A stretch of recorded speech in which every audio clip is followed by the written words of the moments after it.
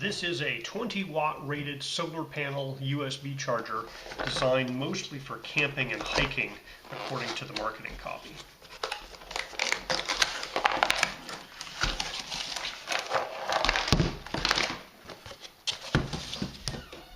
So in the box, we have a USB-C to USB-C charging cable and 4 little mini carabiners, in addition to this large folding solar panel. And so it's about 2 feet by 9 inches. It has 4 solar panels, and these guys fold together, Velcro attach. There is a USB-A port on this side and a Type-C USB-C port on that side with the little charging electronics in here. This is claimed to be IP67 waterproof, and the idea is you can take it hiking and camping.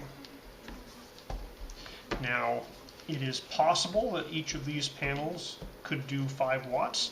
We're going to take it outside in the sun and see how much power it actually produces. Alright, so a carry weight here is 1 pound 2.2 ounces, or half a kilogram. Now size when it's stowed here is 6 inches by about 9 inches, and most of it is relatively thin, about half an inch, but we're at least an inch at this part here, maybe an inch and a quarter. This guy here looks like there's some separation between the edge of this plastic here and this guy here, so it doesn't look like it's entirely watertight in that seam there. Now, packaging wise, these elements were just kind of thrown into this box. There's some obvious little places where something was pushing against that cardboard. I think it might have been these guys, I'm not certain there. But it was kind of just thrown in there. There's no padding or anything holding it in place. Now, on the plus side of the packaging is entirely biodegradable, just cardboard. Alright, it's 11 o'clock on a mostly cloud-free day. We have full sun hitting this guy here. So my meter here over in the shade is showing that it's generating 5.3 volts. So it is regulated, it won't go too high. It doesn't go much higher than 5 volts. So I have a large battery pack that I'm using as a load here. And right now it is providing 1.4 amps or almost 7 watts. Alright, I have reset the watt-hour counter, and so this meter will keep track of how much power goes into the battery. Now this guy is flat, it's not perfectly pointing at the sun, so I'm going to get some rocks and kind of prop it up in a more sunward angle. Alright, so that's my best effort at getting this pointing pretty much directly at the sun. That angle change helped. We're at 2 amps, and it's doing 9.8 watts. So this guy is producing almost 10 watts. We'll just say it produces 10 watts. Now, given that it's rated as 20-watt panels, getting about half of that is kind of what I expected on a sunny day. So I'm going to leave this out here for an hour and come back and check on it.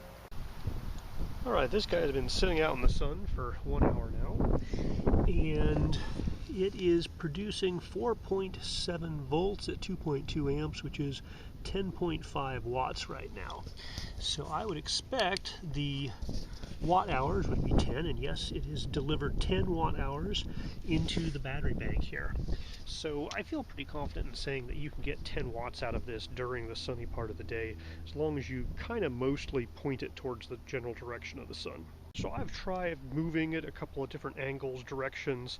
10.8 watts is kind of the max I've ever seen come out of this guy. Alright, I came out to check this after 2 hours, and it's drawing 0 amps and doing 0 watts because my battery bank is 100% charged.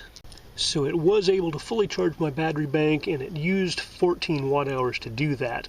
Alright, I got a different battery bank out here, and it's still providing 10.85 watts. So in the ad copy for this device, they show people walking around with it, strapped to the back of their backpacks, kind of hanging straight down, not really in an optimal position.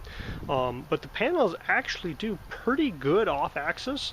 So I was getting almost 11 watts when this guy was pointed as well as I could point it, and just kind of hanging vertically like this with one panel kind of flat, I'm getting 8 watts out of it. So it does okay in an off-axis position. Obviously, if you're not hiking with your back directly to the sun, it's going to do a little worse. So I have it out here just in kind of partial shadow of a tree, and it drops significantly if it's not getting direct sunlight. So we're getting like 1.5 watts right now, maybe 1.8 watts. So you get some charging on like cloudy days or in shade, but not much at all. So I have it here just in full shade, and I'm getting a half-watt charging.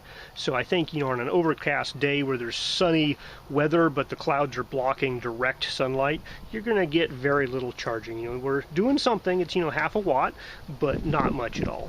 So right now, just flat on the ground, I'm getting 7.8 watts in the sun. Now if you prop it up so it's really directly facing the sun, right now I'm getting 10.9, sometimes as high as 11 watts.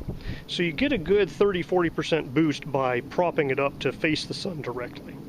Alright, so all in all, this guy does what it's supposed to do. The panels may be rated at 20 watts under absolute best conditions. The best I've gotten under, my actual best conditions here is about 11 watts. So expect, a 10 watt charging rate.